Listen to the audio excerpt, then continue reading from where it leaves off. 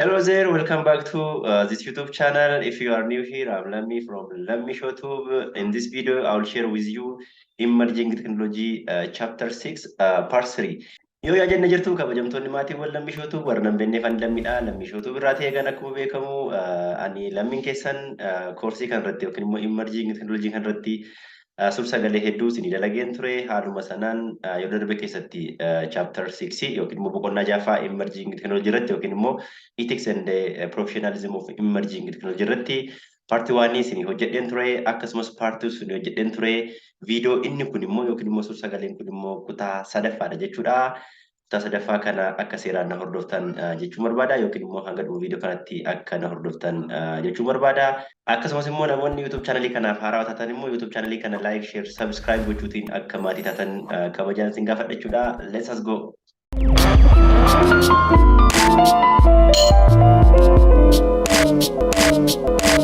The next one is accountability and the trust related to what? Related to emerging technologies.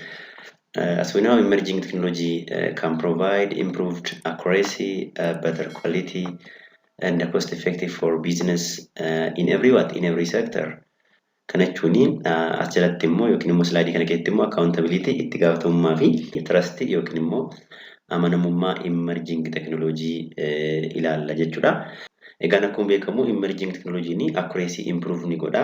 Kana jechuun yoo emerging technology fayyadamne maal gochuu dandeenya jechuudha. Waan tokko accurately hojjechuu dandeenya. Fakkeenyaaf artificial intelligence fayyadamne wanta ta'e accurately hojjechuu dandeenya jechuudha. Kanaafuu accuracy improve gochuun hin danda'ama emerging technology gaafa apply goonu jechuudha. Akkasumas quality hojii hojjennu quality gaariitiin yookiin immoo bifa gaariitiin hojjechuu ni dandeenya. Akkasumas cost effective ta'uu ni dandeenya. Cost effective gaafa jennu waste hir'isuu jechuudha. Humna namaa ta'uu danda'a, qarshii ta'uu danda'a, resource adda addaa ta'uu danda'a.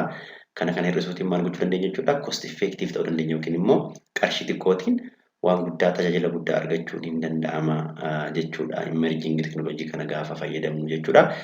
Akkasumas immoo emerging technology kana biizinesii keenyaaf akkasumas sektarii hundarratti yookiin immoo eeriyaa hundarratti apply gochuu hin dandeenya jenneerra.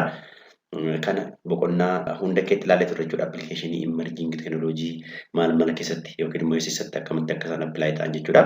Kanaafuu emerging technology kamuu security accuracy improve ni godha, outcome waan tokko akka inni quality qabaatu ni godha, cost effective ni godha jechuudha. The next one is enhance trust.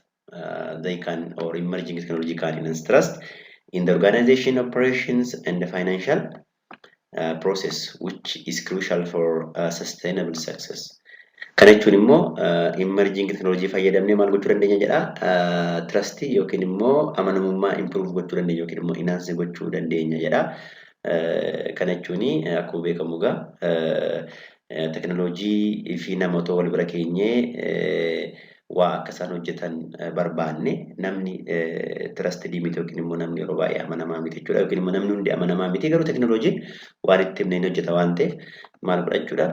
Trustii ni qaba jechuudha yookiin immoo amanamummaa ni qaba jechuudha. Amanamummaa ni qaba jechuudha.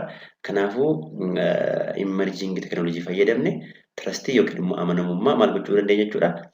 Enhance gochuu dandeenya yookiin immoo dabaluu dandeenya jechuudha. Kanaafuu trustii yoo jiraate immoo maaltu jira jechuudha. Organization tokko keessa guddinni hin jira jechuudha. Sustainable success yookiin immoo guddinni organization sanaa hin jiraata yookiin immoo organization sun yookiin immoo dhaabbanni sun easily guddachuu danda'a jechuudha. Kanaafuu emerging technology kana trustii enhance gochuuf illee fayyadamuu ni dandeenya jechuudha. Inni biraan but this can produce a paradox. The very solution that can be used to better manage risk, increase transparency, build confidence are often themselves the source of new risk which may go unnoticed. Kana jechuun emerging technology kun faayidaa guddaa baay'ee haa qabaatu malee security keenya improve haa godhu malee quality keenya improve haa godhu malee cost effective nu haa taasisu malee akkasumas amanamummaa haa qabaatu malee disadvantage illee ni qabu emerging technology kun jechaa jira jechuudha. Akkuma beekamu irratti riskii manage gochuuf illee fayyadamuu dandeenya. Transparency yookiin iftoomina keenya ni dabalu, akkasumas confidence keenya dabaluu ni danda'u. Garuu maal ni qabu jedha. ammallee disadvantage ni qabu yookiin immoo artificial intelligence isaa ta'u, big data isaa ta'u, internet of things isaa ta'u, roobootiin adda addaa isaa ta'u, realitiin augmented reality, virtual reality isaa ta'u, disadvantage mataa isaanii ni qabu jechaa jira jechuudha. There are dangers that use technology will degrade people's willingness to judge and intervene because they feel that they are less personally connected to consumer and the consumer outcome. The logic of the machine has taken over from individual responsibility jechuudha.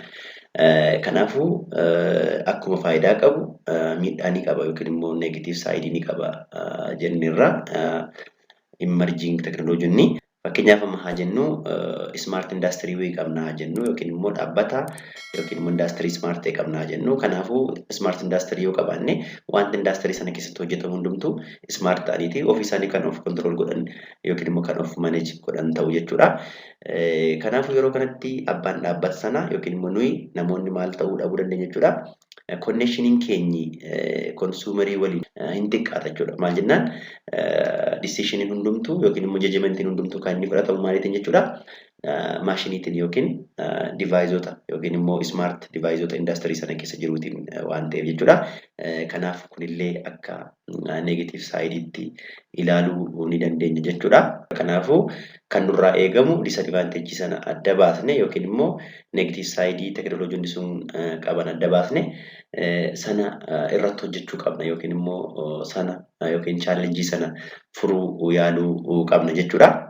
And here we'll see threats and challenges related to emerging technology kana jechuuni. Slide kanarratti immoo kan nuti ilaallu amma akkuma dubbanne emerging technology gaafa apply goonu yookiin immoo teknooloojiita emerge ta'aa jiran yookiin immoo emerge ta'aniiran gaafa apply goonu yookiin immoo gaafa fayyadamnu challenge adda addaa nu mudachuu ni danda'a jechuudha. Challenge nu mudatu sana irraa fayyuuf yookiin immoo minimize gochuuf yookiin immoo hir'isuuf immoo maaltu barbaachisa jechuudha. Treatiin ni jira jechuudha. Kanaafuu jalqaba irratti challenge ilaalla sana booda immoo treatii challenge sana minimize gochuuf yookiin immoo challenge emerging technology waliin walitti hidhata qaban hir'isuuf immoo maal gochuu akka qabnu treatii jalatti kan ilaallu ta'a jechuudha. So here first we will see what are the challenge we can face in using different emerging technology like artificial intelligence, internet of things, big data, robot, and so on. So when we start from the challenge or ethical and regulatory challenges with the technology moving at the first pace, it is always been a challenge for security. Kana jechuun akkuma teknooloojiin isteeppii tokko guddatu yookiin immoo akka inni isteeppiitiin guddachaa deemu yookiin immoo daddafee akkuma teknooloojiin guddatu chaalenjiin biraan nu mudatu ni jira jechuudha. Chaalenjiin sun chaalenjii maaliiti jechuudha? Chaalenjii security jechuudha. Kanaafuu akkuma teknooloojiin guddachaa deemu security'n keenya illee maal ta'a deema jechuudha? Gaaffii keessa galaa deema jechuudha. So as a security professionals yookiin immoo akka nama security eeguutti yookiin immoo nama professional taane yoo taane area security irratti we need to keep a pace with ever changing technology and be aware artificial intelligence, internet of things, big data, machine learning and so on. Kana jechuun yoo nuti professional security taane yookiin immoo security irratti nama professional yoo taane maal gochuu qabna jechuudha? Teknooloojiin gaafa guddachaa deemu teknooloojii waliin security barbaachisu. Teknooloojiita haaraa kanneen akka artificial intelligence, internet of things, big data, machine learning beekuun nurraa eegama jechuudha. Maal jennaan fakkeenyaaf security internet of things eeguu yoo barbaanne dirqama waa'ee internet of things akka internet of things akka inni hojjetu beekuu qabna jechuudha. Kanaafuu security professionaliin waa'ee teknooloojii haarota kanaa yookiin immoo waa'ee emerging technology kana beekuu qaba yookiin immoo update ta'uu qaba jechuudha. With growing the need cyber and data security is getting a prominence that requires security practitioners to focus on the business need for securing data, understanding the security and the risk from business perspective by extensively interacting with the business community in understanding the requirement or whatever they want jechuudha. Kun immoo maal jechuudha? Namni security eegu tokko yookiin immoo security practitioneriin yookiin immoo security professionaliin tokko maal gochuu qaba jechuudha? Business community maal barbaada? yookiin dhaabbanni maal barbaada, security'n akkam ta'uu qaba, yookiin immoo security maalitu eegamuu qaba, deetaan akkamittiin eegamuu qaba, cyber security'n akkamittiin eegamuu qaba kan jedhu beekuu fi beekuu qofa osoo hin taane immoo secure gochuu yookiin immoo eeguu akkasumas immoo riskii akkamiitu business yookiin immoo dhaabbata wayirra qaqqabuu danda'a kan jedhu maal gochuu qaba jechuudha. Beekuun isarra jiraata jechuudha. Beekuun isarra jiraata jechuudha. Fakkeenyaaf amma security professionaliin tokko yookiin immoo namni security irratti ramadame tokko mana baankii keessa jira haa jennu. Kanaafuu waan mana baankii keessatti ta'u kana kamtu secure ta'uu qaba, data akkamii secure ta'uu qaba yookiin immoo information akkamii secure ta'uu qaba kan jedhu beekuu qaba, understanding qabaachuu qaba jechuudha. Akkasumas immoo akkamitti akka secure godhan beekuu qaba jechuudha. Dhumarrattis immoo riskiin akkamiitu biizinesii baankicharra yookiin immoo dhaabbata baankii kanarra gahuu danda'a kan jedhu beekuu qaba jechuudha. Beekuu qaba jechuudha. Kanaafuu gabaabumatti akkuma teknooloojiin guddachaa deemu carraan haakeroonni information namaa haatanii dabalaa waan deemuu fi security'n illee duukuma guddachaa deemuu qaba jechuudha. Kanaafuu namni eeriyaa securitytti professional ta'e maal gochuu qaba jechuudha. Teknooloojiita haaraa dhufan waliin update gochuu qaba jechuudha.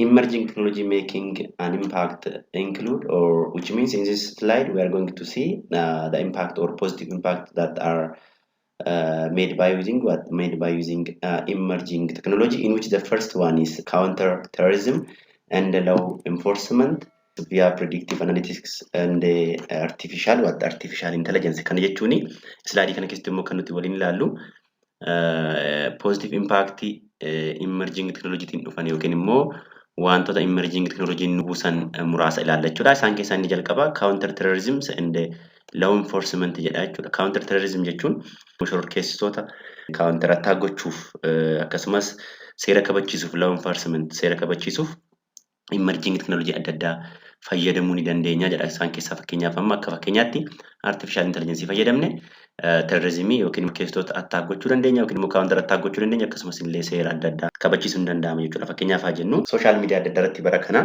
hate speech'n hin jiraata yookiin immoo haasaan jibbinsaa yookiin immoo namoonni yeroo baay'ee waan jibbinsaa kan amantii walitti naquu akkasumas kan saba tokko ol kaasee saba tokko gadi buusuu fi kanneen kana fakkaatan ni haasamu jechuudha social media irratti. Sana kan adda baasu yookiin immoo hate speech yookiin immoo speech'n tokko yookiin immoo haasaan tokko yookiin immoo dubbiin tokko jibbinsa qabaachuu dhabuusaa kan adda baasu artificial intelligence hin jiraachuudha. Akkasumas illee fake news detection systemni yookiin immoo artificial intelligence oduu sobaa detect godhee nutti himuu hin jiraata jechuudha. Kanaafuu artificial intelligence akkanaa kana fayyadamne fake news detection, hate speech fi kanneen kana fakkaatan yookiin immoo sisteemota akkasii fayyadamne maal gochuu dandeenya jechuudha. Jibbinsa akkasii warra facaasan kana counter attack gochuu dandeenya yookiin immoo seera kabachiisuu hin danda'ama jechuudha. Maal gochuu danda'u fakkeenyaaf social meediaan yookiin immoo abbaan dhaabbata social media sana namoota sana akka isaan postiin goone biloo gochuu danda'u yookiin immoo dhorkuun hin danda'ama jechuudha. Maal fayyadamne artificial intelligence kana fayyadamne jechuudha. Kanaafuu gabaabumatti emerging technology adda addaa fayyadamne terrorismii counter attack gochuu dandeenya akkasumas immoo law enforcement yookiin immoo seera kabachiisuuf fayyadamuu hin dandeenya jechuudha. Kun positive impact emerging technology nuuf kennudha jechuudha.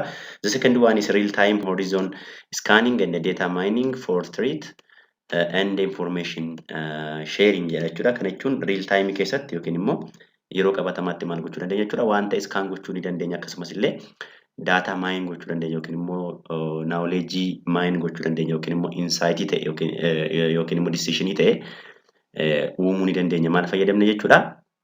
Emerging technology fayyadamne jechuudha. Maal gochuuf tiriitii hir'isuuf yookiin immoo balaa adda addaa hir'isuuf fayyadamuu ni dandeenya jechuudha. Akkasumas illee information sharingiif fayyadamuu dandeenya emerging technology kana jechuudha. Inni biraa yookiin immoo inni sadaffaa automated cyber security and information assurance jedha jechuudha. Kana jechuun immoo emerging technology cyber securityf fayyadamuu dandeenya. Akkasumas information assurance gaafa jennu mirkaneessa odeeffannoo yookiin immoo odeeffannoon tokko sirrii moo sirrii miti jennee mirkaneessuu fi emerging technology fayyadamuu dandeenya. Isaan keessaa akka fakkeenyaatti artificial intelligence fayyadamnee cyber security yookiin immoo cyber attack hir'isuu dandeenya yookiin immoo akka attack hin taane of eeggannoo gochuu dandeenya. Akkasumas illee information adda addaa yookiin immoo odeeffannoo adda addaa dhugummaa isaaf dhugaa ta'uu dhabuusaa maal gochuu dandeenya jechuudha. Adda baasuu dandeenya jechuudha. Inni itti aanu enhanced surveillance chemical and biodetection sensors, cameras drones, facial recognition, and license plate readers jedha.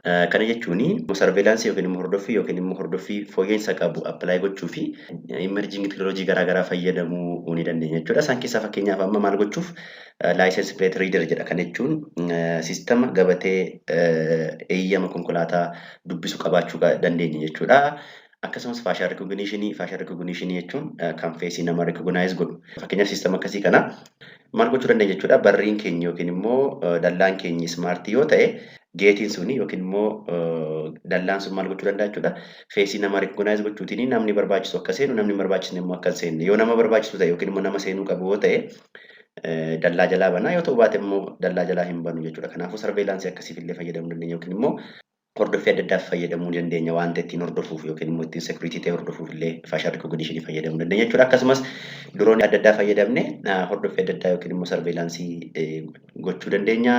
Kaameraa adda addaa sensorii adda addaa fayyadamuu dandeenya jechuudha. Gabaabumatti surveillance improve gochuuf emerging technology fayyadamuu ni dandeenya jechuudha. Inni itti aanu simulation and augmented reality technology for training and modeling. Kana jechuun emerging technology fayyadamne training adda addaa kennu akkasumas modeling model adda addaa model gochuun danda'ama jechuudha. Especially virtual reality fayyadamne yookiin immoo augmented reality fayyadamne waan akkasii kana gochuun danda'ama jechuudha. Akkuma boqonnaa shanaffaa keessatti ilaalle augmented reality fi virtual reality fayyadamne maal gochuu dandeenya jechuudha. Barnoota keenya ammayyeessuu hin danda'ama jechuudha. Yookiin immoo training adda addaa kennuu hin danda'ama jechuudha. Yookiin immoo waan adda addaa model gochuun hin danda'ama jechuudha. Kanaafuu kunillee positive impact emerging technology nuuf qabaatudha jechuudha. Isaan keessaa faayidaa kan augmented reality fi virtual reality nuuf kennanidha jechuudha. Inni itti aanu safety and security equipment including bullet and bomb proof made with lighter stronger materials jedha. Kana jechuun meeshaalee nageenya kanneen akka buleetii fi boombii kana jechuun boombiitiin yookiin rasaasaan rukutame kan miidhamuu hin dandeenye meeshaa akkasiillee ittiin oomishuu hin danda'ama jechuudha. Fakkeenyaaf amma uffata qabnaa jennu uffanni keenya kun yoo teknoolojii ammayyaatiin kan hojjetame yoo ta'e maal gochuu danda'a jechuudha. Rasaasni itti dhuka'ee rasaasa sana kan ofirraa qolatu yookiin immoo akka rasaasa uffata sana keessa darbee akka hin miine kan godhu ta'uu danda'a jechuudha. Akkasumas illee boombiin adda addaa darbatan boombii kana akka hin miine kan godhu gochuu danda'a jechuudha. Uffanni keenya jechuudha yookiin immoo manni keenya jechuudha yookiin immoo konkolaataa qabaanne konkolaataan keenya rasaasaan rukutame yookiin boombiitti rukutame akka hin miidhamne teknoolojii akkasii kana hojjechuu dandeenya jechuudha. Teknoolojii ciccimoo teknoolojii guguddaa kanneen haala salphaatiin miidhamuu hin dandeenye kan nageenya keenyaaf nu fayyadan hojjechuun hin danda'ama jechuudha. Maal fayyadamne jechuudha? Emerging teknoolojii fayyadamne kanneen akkanaa kana qabaachuu ni dandeenya jechuudha. Kanaafuu warreen kun yookiin immoo warra asirratti listi ta'anii kun there are some of the positive impact that are posed by emerging technology. Kanaafuu warreen asirratti listi ta'anii jiran kun positive impact maal jechuudha? Positive impact kan emerging technology irraati argannu yookiin immoo emerging technology qabaachuu keenyaan faayidaa nuti argannu warreen kun warreen muraasadha jechuudha. Inni jalqabaa terrorizimii ittiin attack gochuuf yookiin immoo shororkeessitoota ittiin attack gochuuf seera ittiin kabachiisuuf daataa ta'e ittiin maal gochuu ittiin maayin gochuuf rakkoo adda addaa yookiin immoo probleema adda addaa furuuf jechuudha. Akkasumas cyber security keenya eeggachuuf akkasumas information assurance yookiin immoo mirkaneessa odeeffannoof akkasumas surveillance keenya enhance gochuuf akkasumas augmented reality fi virtual reality fayyadamne training adda addaa kennuuf modelii adda addaa kennuuf akkasumas wantoota teknoolojii ciccimaa yookiin immoo meeshaa nageenyaa ciccimoo ta'e ittiin hojjechuuf emerging technology fayyadamuu ni dandeenya jechuudha. And in this case, we will see some of the challenge in using artificial intelligence. Kana jechuun artificial intelligence gaafa fayyadamnu challenge nu mudatan ilaalla jechuudha. Challenge akka kamiitu nu mudachuu danda'a gaafa artificial intelligence apply goonu yookiin immoo fayyadamnu kan jedhu ilaalla jechuudha. Artificial intelligence is only as good as data is exposed to, which is where certain challenge may be present themselves. How a business teach and develop its artificial intelligence will be the major factor in its usefulness jedha. Kana jechuun gaafa artificial intelligence fayyadamnu yookiin immoo gaafa system artificial intelligent ta'e yookiin immoo system intelligent ta'e akka namaatti waa hojjechuu danda'u gaafa hojjennu maal barbaada jechuudha? Data barbaada jechuudha. Data barbaada yookiin immoo big data nurraa barbaada jechuudha. Kanaafuu artificial intelligence nuti develop goonu suni maalirratti hundaa'a jechuudha? Data nuti kennineef irratti hundaa'a jechuudha. Yoo seeraan barsiisne seeraan baratee maaltu danda'a jechuudha? Waan sirrii nu hojjechuu danda'a jechuudha. Waan ta'e accurately nu hojjechuu danda'a jechuudha. Yoo nuti garuu seeraan hin barsiisne moodela sana seeraan training goone maal ta'a jechuudha? riizaaltii inni nu baasullee yookiin immoo hojii inni hojjetullee perfektiin ta'u yookiin immoo akkureetiin ta'u jechuudha. Fakkeenyaaf fakkeenya salphaatuun siin fudhadhee daa'imni dhalatti daa'imni gaafa dhalattu kan ishee waa barattu ollaa isheerraatii maatii isheerraatii naannoo isheerraati jechuudha. Naannoo isheerraa baratti akkasumas immoo mana barumsaa galtee maal ta'aa deemte jechuudha. Sammuu ishee gabbifachaa deemte jechuudha. Akkuma akkuma daa'imni xiqqoon sun akka haala ammaa kanaan barattu gaafa artificial intelligence tokko develop goonu yookiin immoo sisteema intelligent develop goonu nuti illee maal gochuu qabna jechuudha. Daataa baay'isnee kennuu qabna jechuudha. Maal jennaan akkuma namni haguma dubbisaa deeme, haguma barachaa deeme, haguma qorachaa deeme dandeettiin isaa dabalaa deemu artificial intelligence illee dandeettiin isaa kan inni dabalu yookiin immoo capability isaa kan inni dabalu yoo nuti daataa sirrii fi daataa baay'ee kenneefidha jechuudha. Kanaafuu daataa baay'ee kennuufii qabna jechuudha. Yoo daataa baay'ee kennuufii baanne garuu result nuti argannu result sirriin ta'u jechuudha. Kanaafuu maal jedha which is where certain challenge may present themselves jedha. How business teach and develop its artificial intelligence will be the major factor in its usefulness jedha. Kana jechuun dhaabbanni ta'e artificial intelligence ta'e otoo develop godhee yeroo artificial intelligence kana develop godhu dhaabbanni suni daataa gaariitiin teach yoo hin goone yookiin immoo maashina sana seeraan yoo hin barsiisne yookiin immoo yeroo develop godhu sana seeraan training goone yoo ta'e sistema sana result isaarratti maaltu dhufa jechuudha rakkoon dhufuu danda'a jechuudha. Yookiin immoo gaafa maashinni sun hojiitti ba'u hojii sirrii ta'e yookiin immoo accurate ta'e hojjechuu dhabuu danda'a jechuudha. Kanaaf kun akka challenge tokkotti ilaaluu dandeenya jechuudha. Humans could be weak here jedha. Human could be the weak here as possible as people are unlikely to want to input mass of data into the system. Kana jechuun akkuma amma isinitti hime kana artificial intelligence sirrii ta'e argachuu fi daataa sirrii daataa saayiziin isaa guddaa ta'e fayyadamnee maal gochuu qabna jechuudha. Maashina keenya barsiisuu qabna yookiin immoo siistama sana barsiisuu qabna jechuudha. Haguma nuti barsiisaa dhufne yookiin immoo haguma nuti daataa baay'ee kenninee fi yookiin immoo daataa sirrii kenninee fi riizaaltiin isaa yookiin immoo artificial intelligence sun booda gaafa hojiitti bu'u waan hojjetullee waan sirrii waan ta'uufi daataa baay'ee fi daataa sirrii kennuufii qabna. Garuu namni asirratti maal jedha namni dadhabaadha jedha. Human are or human could be weak link here jedha. Kana jechuun namni dadhabaadha jechuun namni maal ta'a isinitti fakkaata yeroo baay'ee nuti gaafa maashina tokko intelligent goonu yookiin immoo maashina ta'e intelligent gochuu barbaadnu daataa baay'een kenninuuf jechuudha yookiin immoo daataa sirrii ta'e kenninuuf jechuudha. Kanaafuu yeroo sana rakkoon uumamuu danda'a jechuudha yookiin immoo intelligent systemiin suni yookiin immoo sistemni suni gaafa develop ta'ee hojiitti ba'u waan sirrii ta'e hojjechuu dhabuu danda'a jechuudha. Kanaafuu kun kan uumamu rakkoo maaliiti jechuudha rakkoo namaatiin jechuudha. Daataa baay'ee kennuufii dhabuutiin akkasumas daataan kennamee fi daataa sirrii ta'uu dhabuutiin rakkoon artificial intelligenceetiin uumamuu ni danda'a jechuudha. Another dilemma that comes along with artificial intelligence is its potential to replace human workers as a machine become more intelligent. They could begin to replace expert in higher jobs. Kun immoo maal isinitti fakkaata yoo daataa baay'ee kenninee fi daataa sirrii kenninee fi maashina ta'e waa barsiisne maashinni kun waan sirrii hojjeta jenneerra.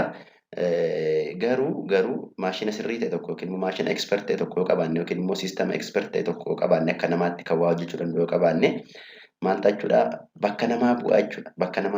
Gaafa bakka namaa bu'ee hojjetu hojii namni hojjechuu danda'u bakka namaa bu'ee gaafa hojjetu namni maal ta'a deema jechuudha hojii dhabaa deemaa jechuudha. Kanaafuu yoo intelligensiin maashinoota yookiin immoo intelligensiin siistamoota dabalaa yoo deeme nurratti rakkoo ni qabaataa jechuudha. Rakkoon isaa maal jechuudha?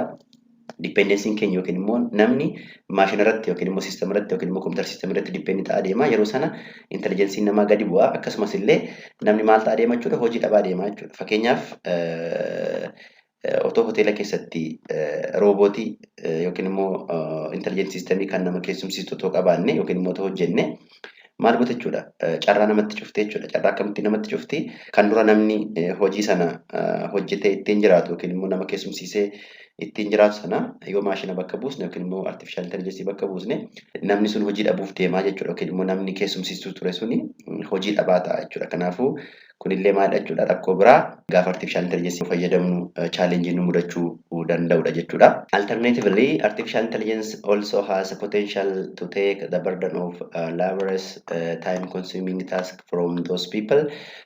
Freeing up their time and brain power for other things. Example, doctor using diagnostic artificial intelligence to help them diagnose patient will analyze the data presented by artificial intelligence and make ultimate decision.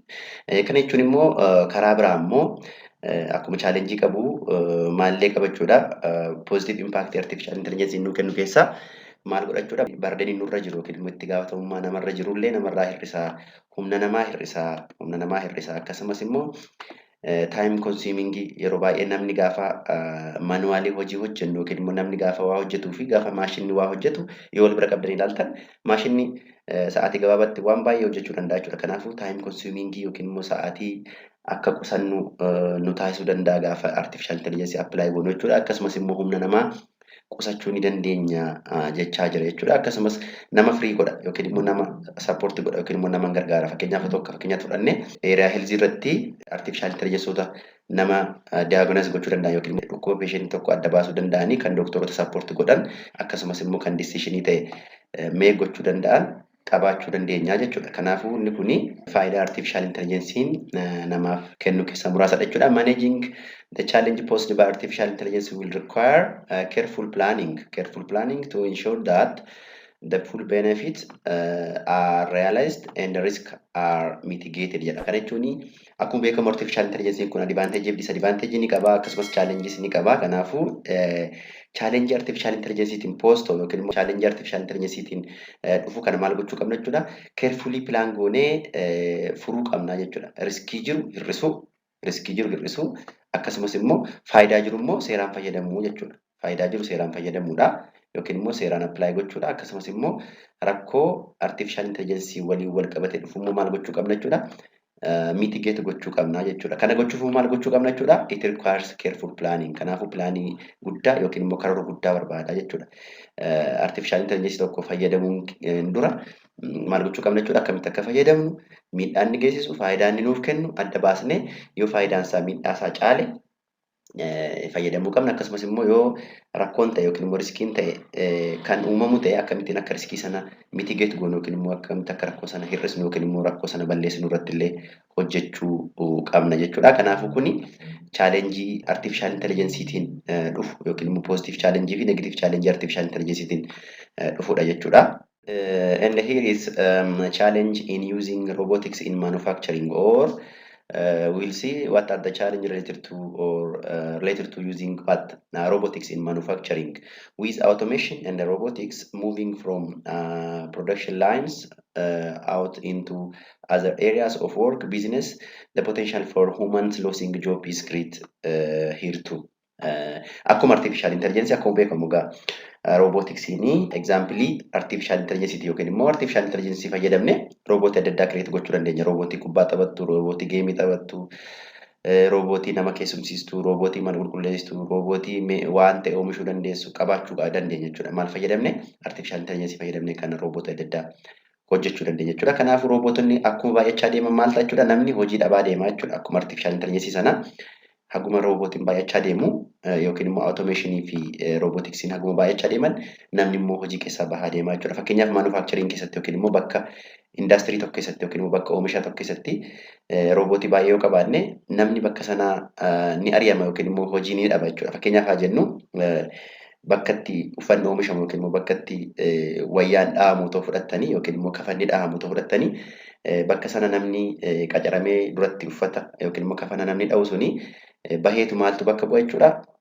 Robotii uffata hojjettu yookiin immoo robotii uffata design goote akkasumas uffata hodhitee baastu qabaachuu dandeenya jechuudha. Gaafa robotii akkasii kana fayyadamuu eegallu maal ta'a jechuudha. Namni immoo hojii dhabaa deema yookiin immoo namni duratti hojii sana hojjetee jiraatu suni hojii dhabaa ta'a jechuudha. Sana qofa miti. Fakkeenyaaf dhaabbata guddaa bakka konkolaataan oomishamu ta'uu danda'a fi kanneen kana fakkaatan bakka waan ta'e manufacture ta'utti yoo roboota fayyadamne yookiin immoo bakka namaa yoo robotii fayyadamne maal ta'a jechuudha. Namni bakka sanaa ni ari'ama otoo hin jaallatin jechuudha. Yookiin immoo namni hojii dhabaa ta'a jechuudha. Kanaafuu akkuma artificial intelligence robotiin illee nama hojii dhabaa gochuu danda'a yookiin immoo job place gochuu danda'a jechuudha. Kun challenge isa jalqabaa jechuudha. As automation technology become more advanced, there will be a greater capability for automation to take over more and a more complex job. Kana jechuun maal jechaa jira? Yoo automation technology guddachaa dhufe yookiin immoo yoo robootonni guddachaa dhufanii yookiin immoo advanced ta'aa dhufanii robootonni kun yookiin immoo sisteemonni kun maal gochuu danda'u jechuudha. Hojii complex ta'e hojjechuu ni danda'u jedha. Hojii complex ta'e hojjechuu gaafa deeman immoo namni bakka sanaa ni baha yookiin immoo nama hojii dhabaa ni godhu jechuudha. As a robot learn to teach each other and themselves, there is the potential for much greater productivity, but this also raises ethical and cyber security concerns. Kun immoo maal jechaa jira?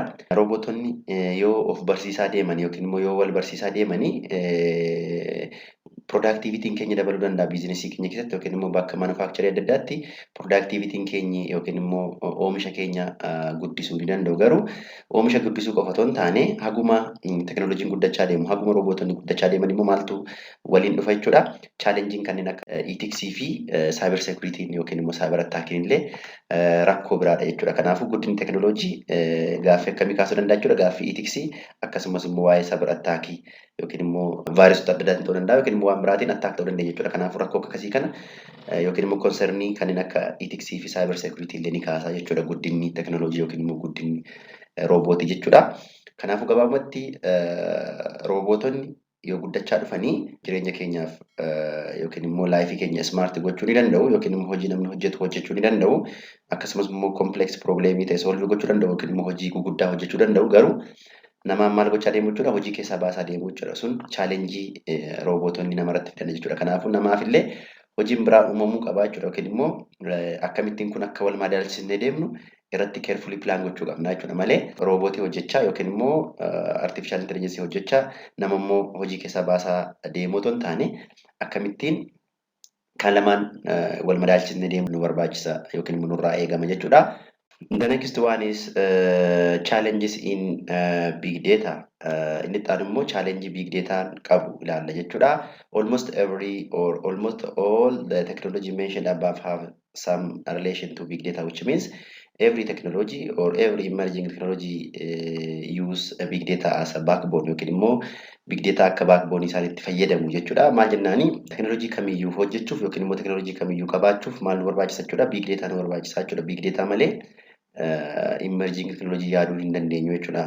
Kana jechuun fakkeenyaaf amma artificial intelligence keessatti system intelligent ta'e tokko otoo create gochuu barbaanne yookiin immoo hojjechuu barbaanne dirqama maal qabaachuu qabna jechuudha?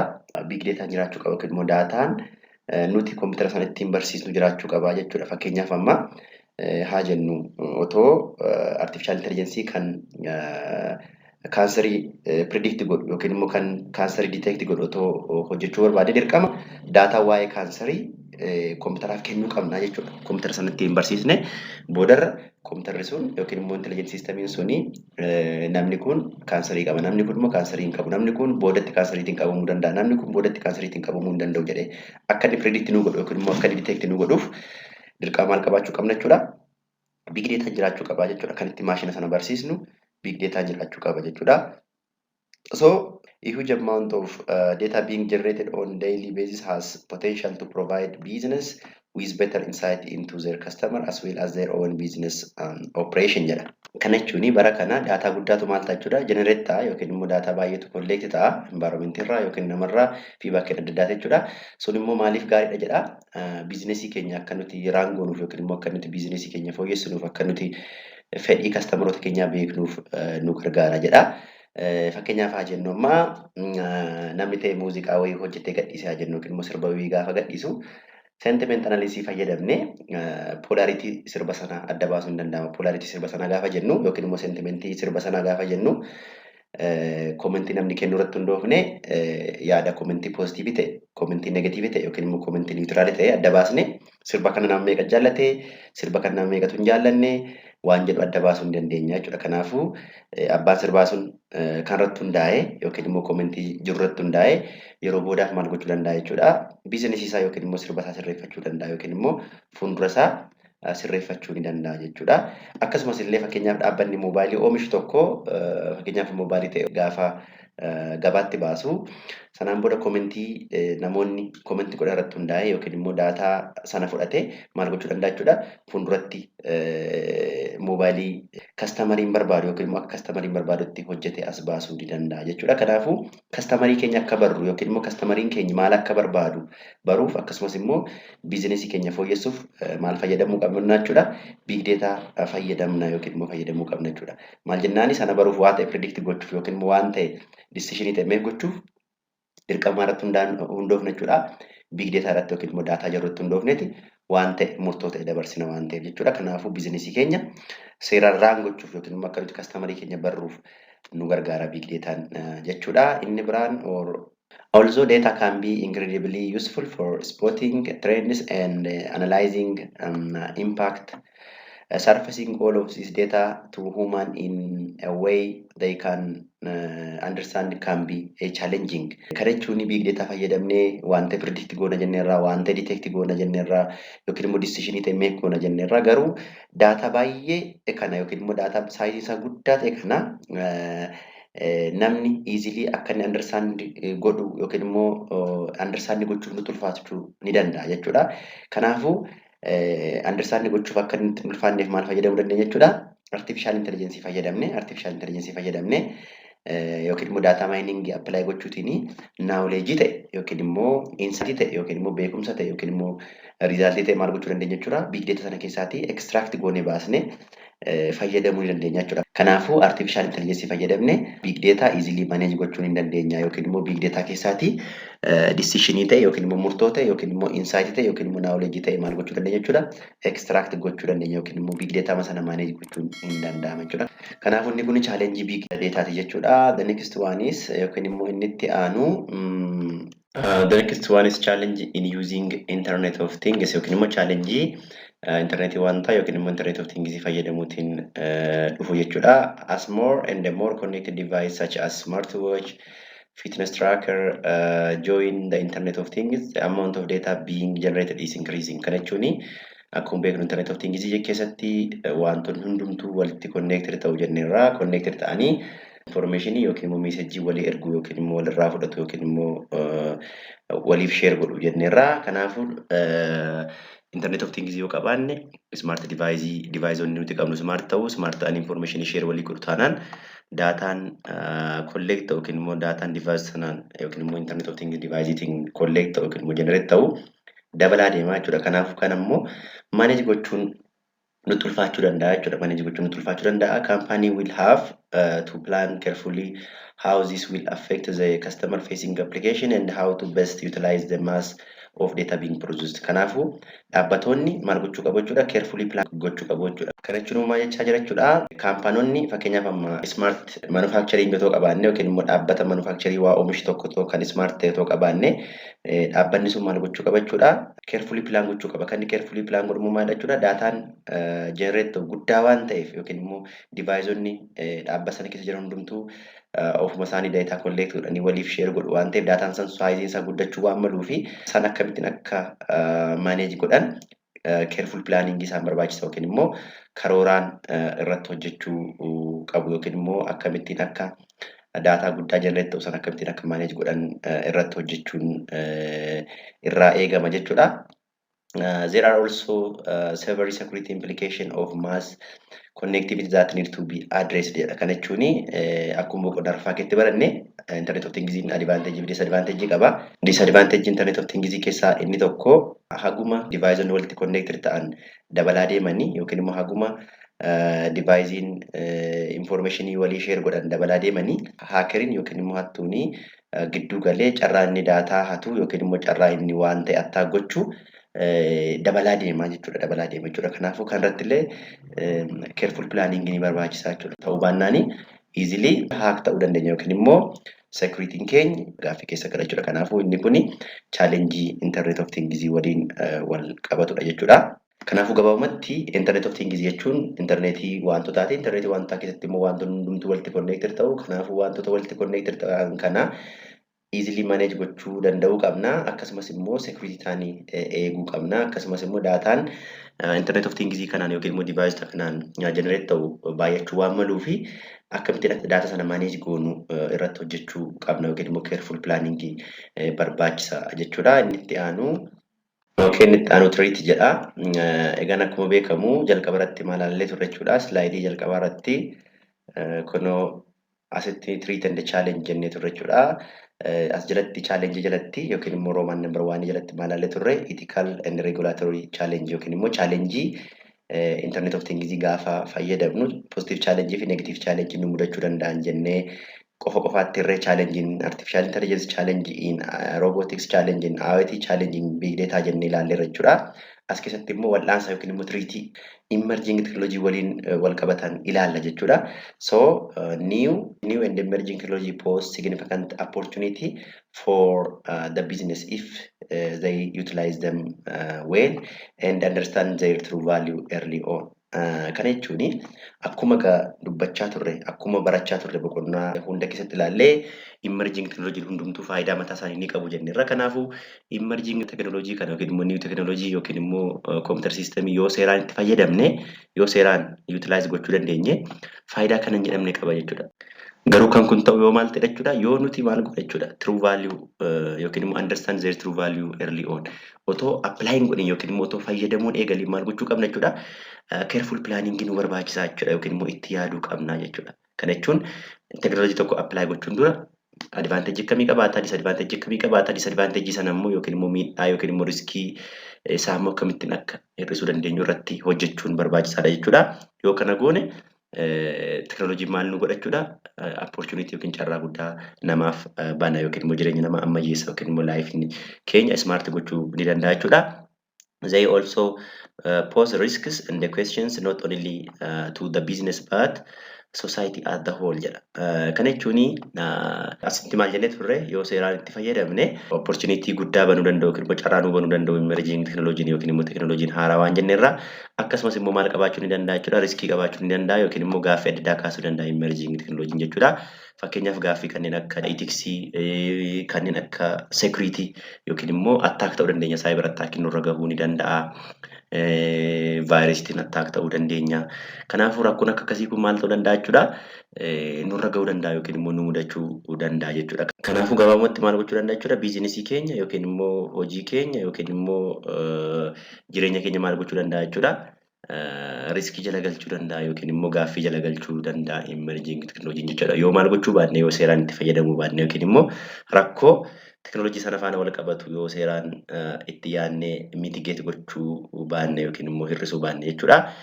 Akkasumas immoo biizinesii individuaalii qofa otoo hin taane namni illee yookiin immoo hawaasni illee akka hawaasaatti miidhamuu ni danda'a jechuudha. Hawaasa illee guutuu hawaasaa illee miidhuu ni danda'a jechuudha. Kana furuuf immoo maal gochuu qabna jechuudha careful planning jiraachuu qaba jechuudha. Maal jedhaa planning for how to deal with this emerging technology and where the value can be derived while assessing potential risk before they become fully fledged reality is essential for business that want to thrive in the world of artificial intelligence, big data and internet of things. Kana jechuun rakkoo adda addaa jala seenuu danda'a biizinesiin keenya yookiin immoo hawaasni yookiin immoo gaaffii adda addaa kaasuu danda'a emerging technology yookiin immoo miidhaa adda addaa fiduu danda'a jenneerra.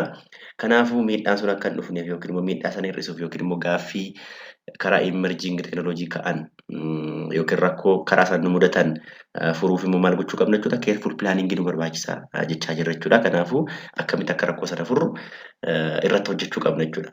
Otoo maaliin godhin otoo fully fledged hin godhin yookiin immoo otoo guutummaatti sistema sana fayyadamuun eegaliin yookiin immoo technology tokko otoo gara hojiitti hin galchiin dura maal gochuu qabna jechuudha itti yaaduu qabna jechuudha. Advantage isaa maali disadvantage isaa maali disadvantage sana immoo akkamittiin akka hir'isuu dandeenyu illee itti yaaduu barbaachisaadha jechuudha. Malee callisnee technology waan ta'eef waan haaraa waan ta'eef waa ta'e hojjechuu waan danda'uuf kan fudhannee biizinesii keenyaaf fayyadamnu yookiin immoo jireenya dhuunfaa keenyaaf yookiin immoo organizationii keenyaaf yookiin immoo biyya tokkoof waan ta'e kan fayyadamnu yoo ta'e balaa guddaa geessuu waan danda'uuf jechuudha yookiin immoo potential riskii waan qabuuf jechuudha. Kanaafuu of eeggannoo fi itti yaaduun ni barbaachisa jechuudha otoo hin fayyadamin dura maal isaatti yaadna jechuudha gaaffii technology sana faana wal qabatee ka'u akkasumas immoo rakkoo security ta'uu danda'a akkasumas riskii adda addaa akkamittiin akka mitigate goonu jechuudha.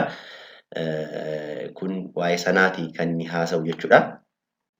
And this one are some of the risk of emerging technology yookiin immoo riskii emerging technology dhufuu danda'an yookiin immoo happen gochuu danda'an keessaa muraasni warra kana jechuudha. Kana jechuun self driving kaarii gaafa fayyadamnu riskiin uumamuu jiraachuu ni mala wearabilii akkasumas droonii akkasumas internet of things gaafa apply goonu rakkoon nu mudachuu ni mala yookiin immoo riskiin adda addaa jiraachuu ni mala jechuudha. Kanaafuu isaan ilaalla jechuudha. When you start from a self-driving car, while compelling option for future fleet car, companies could crash and burn from claims right to body injury and property damage jedha jechuudha. Kana jechuun self driving car jechuun kaarii yookiin immoo konkolaataa kan maal hin qabne jechuudha. Kan shifeera hin qabne yookiin immoo kan nama oofuu hin qabne kan ofuma isaa deemu yookiin immoo kan ofuma control godhu self driving car yookiin immoo driverless car jennee waamna jechuudha. Kanaafuu driverless kaariin kun maal gochuu danda'a jechuudha. Qaama namaa irratti akkasumas immoo property irratti yookiin immoo qabeenya irratti damage adda addaa geessuu ni danda'a jechuudha. Fakkeenyaaf haa jennu konkolaataa wayii qabnaa jennu yookiin immoo self driving kaarii kana qabnaa jennu self driving kaariin kuni magaalaa Adaamaarraatii kaatee gara Finfinnee deemtee haa jennu. Adaamarraa kaatee gara Finfinnee deemtee haa jennu. Yeroo isheen Adaamarraa kaatee gara Finfinnee deemtu kanatti haakeriin maal gochuu danda'a jechuudha. Haak gochuutiin makka konkolaataa kana haak godhee maal godha jechuudha. Ofirra deebisee akka isheen gara Finfinnee hin taane gara Hararitti yookiin immoo gara Dirree Dawaatti deemtu gochuu ni danda'a jechuudha. Kan qofa gochuu hin taane maal gochuu danda'a akka isheen balaa adda addaa geessistu qaama namaarras haa ta'u qabeenyarras haa ta'u balaa akka isheen geessistu gochuu ni danda'a jechuudha. Haakeriin sun siistema konkolaataa sanaa jijjiiruutiin jechaadha. Kanaaf yeroo balaan akkasii kun uumamu itti gaafatamaan eenyume konkolaataa sanaa moo abbaa konkolaataa sanaati moo dhaabbata konkolaataa sana oomishedha. Kanaafuu gaaffii akkasii kana yookiin immoo riskii akkasii illee konkolaataan sun abbaan konkolaataa sanaa dhaabbanni sun illee maal ta'a jechuudha miidhamuu ni danda'a jechuudha. The second one is wearables. Wearables jechuun waan uffatamu jechuudha. Fakkeenyaaf smart watch qabaachuu dandeessu sa'aatii smart ta'e wearable jechuu dandeenya. Fitbit yookiin immoo kan fitness trackerii ittiin track goonu wearable jechuu dandeenya. Google glassii eye glasses smart ta'e illee kan Googlein hojjetu illee maal jechuu dandeenya wearable jechuu dandeenya. Akkasumas immoo kootii yookiin immoo shurraaba ta'uu danda'a yookiin immoo surrii ta'uu danda'a. Smart ta'e yoo qabaannee ofitti uffanne maal jenna jechuudha sana wearable jenna jechuudha. Kanaafuu Google Glass, Fitbit and other wearables can expose companies to the invention of privacy claims that may not be covered by general liability or personal injury claims that were not foreseen jedha. Kana jechuun wearable baay'ee qabaachuu dandeenya jedheera. Wearable kanneen akka Google Glass, Smart Watch, Fitbit fi kanneen kana fakkaatan Smart Coat, Smart Trousers qabaachuu dandeenya jechuudha. Kanaafuu wearableen kuni maal gochuu danda'a jechuudha. Privacy keenya gaaffii keessa galchuu danda'a jechuudha. Yookiin yoo wearable baay'ee qabaanne wearableen hundumti isaaniiyyuu daataa nurraa funaanu waan ta'eef yookiin immoo user irraa yookiin immoo nama sanarraa inni funaanu waan ta'eef privacy nama sanaa yookiin immoo personal identifiable information yookiin immoo business information nama sanaa gaaffii keessa galchuu ni danda'a yookiin immoo information nama dhuunfaa tokko easily jala hack ta'uu danda'a hackeriitiin jechuudha. Kanaaf rakkoo akkasii qabaachuu ni danda'a. Inni biraanii drone jedha jechuudha. Drone surveillance is in the offing for manufacturers and organizations that fail to protect themselves for property damage or body injury as well as error and emissions jedha. Akkuma self driving kaarii amma isinitti hime kana droonota gaafa fayyadamnu riskiin adda addaa nurra gahuu danda'a yookiin immoo balaa adda addaa kana gaggeessuu danda'u droononni jechuudha. Akkuma beekamu droonii waan baay'ee fayyadamuu dandeenya. Droonii lolaaf fayyadamuu dandeenya. Eeriyaa lolaatti jechuudha. Droonii fayyadamnee fiildii keenya yookiin immoo lafa keenya monitor gochuu dandeenya. Droonii fayyadamnee qoricha farraaramaa qoricha oomishaaf oomishtummaa dabaluu fi kanneen kana fakkaatan midhaan keenyaaf kennuu dandeenya fi kanneen kana fakkaatan fayyadamuu dandeenya jechuudha droonota kana. Garuu droonota kana yeroo fayyadamu yoo of eeggannootiin hin fayyadamne balaa adda addaa qaama namaarra akkasumas immoo qabeenyarra geessisuu ni danda'u jechuudha. Kanaafuu waan akkanaallee ni jiraata jechuudha. Inni biraa fi inni dhuma Internet of Things jedha. Internet of Things jedha. The proliferation of sensors and the cross-platform integration create potential exposures from privacy invasion, bodily or body injury, and the property damage that may connect an organization to huge liabilities. Akkuma warra kaanii Internet of Things illee maal gochuu danda'a jechuudha. Deviceonni walitti connect ta'an gaafa isaan baay'achaa deeman maal ta'a jechuudha. Privacy yookiin immoo rakkoon privacy uumamuu ni danda'a. Akkasumas Internet of Things kun illee balaa adda addaa geessuu danda'u. Akkasumas property damage ta'uu danda'a. Fi waan baay'een maal ta'uu danda'a jechuudha uumamuu danda'a. Yoo maal hin goone yoo proper care hin goone yookiin immoo yoo of eeggannootiin hin fayyadamne jechuudha. Kanaafuu teknooloojii kamuu yoo of eeggannootiin hin fayyadamne rakkoo qabaachuu ni malu yookiin immoo riskii qabaachuu ni malu jechuudha. Akkasumas immoo riskii kanaaf fakkeenyaaf riskiin ta'e emerging teknooloojiitiin gaafa happen ta'u yookiin immoo gaafa uumamu qaamni itti gaafatamu jiraachuu qaba yookiin immoo qaamni itti gaafatamummaa fudhatu jiraachuu qaba jechuudha.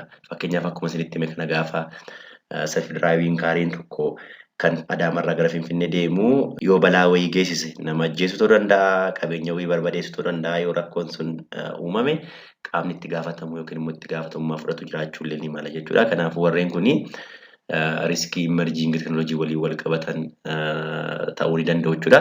By the way, isaan kanatu riskiidha otoo hin taane gaafa warra kana fayyadamnu yookiin immoo gaafa self driving kaarii fayyadamnu, wearable gaafa fayyadamnu, droonii gaafa fayyadamnu, internet of things gaafa fayyadamnu riskiin adda addaa nurra gahuu danda'a yookiin immoo riskii adda addaa qabaachuu danda'u akkuma advantage qabanii akkuma bu'aa qabanii jechuudha malee driverless kaariin, wearable, drooniin, internet of things, artificial intelligence faayidaa hin qabanii yookiin immoo isaan kunatu riskiidha jechuu miti jechuudha.